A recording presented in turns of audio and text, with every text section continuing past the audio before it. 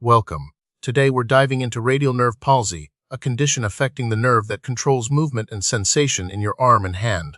We'll explore what it is, what causes it, and how it's managed. Radial nerve palsy is most commonly caused by compression of the radial nerve. This can happen due to prolonged pressure on the nerve, such as sleeping with your arm in an awkward position, often referred to as Saturday night palsy or honeymoon palsy. Other causes include fractures of the humerus, the long bone in your upper arm, injuries from tight casts or splints, repetitive motions, or even tumors or cysts that press on the nerve.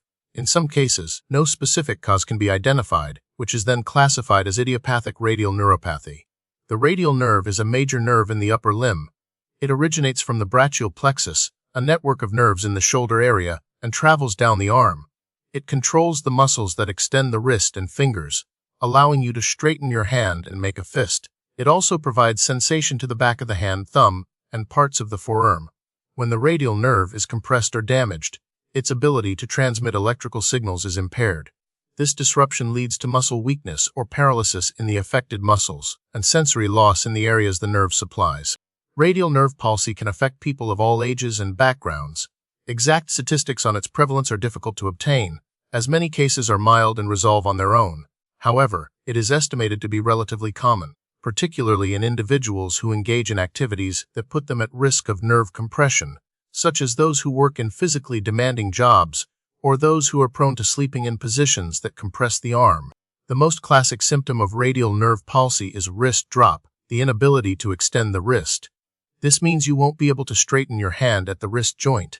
Other symptoms include weakness in the fingers, making it difficult to grip objects or make a fist, numbness or tingling in the back of the hand, thumb and forearm, and pain in the elbow or upper arm. The specific symptoms and their severity can vary depending on the location and extent of the nerve damage. Diagnosing radial nerve palsy typically involves a thorough physical examination by a healthcare professional. They'll assess your muscle strength, reflexes, and sensation. Nerve conduction studies and electromyography, or EMG, are often used to evaluate the function of the radial nerve and identify the site of the injury. Imaging tests, such as X-rays or MRI, may be ordered to rule out other conditions, such as fractures or tumors, that could be causing the nerve compression. Radial nerve palsy can be classified based on the severity of the nerve damage. Neuropraxia refers to a mild injury where the nerve is temporarily blocked but not structurally damaged. Axonotmesis involves damage to the nerve fibers, but the outer sheath remains intact. Neurotmesis is the most severe type, involving complete severance of the nerve. These classifications help guide treatment decisions and predict the likelihood of recovery. Treatment for radial nerve palsy depends on the cause and severity of the condition. Mild cases may resolve on their own with rest and avoidance of activities that aggravate the nerve. Physical therapy is often recommended to maintain muscle strength and prevent stiffness. Occupational therapy can provide assistive devices and teach strategies for performing daily activities. In some cases, splints may be used to support the wrist and hand.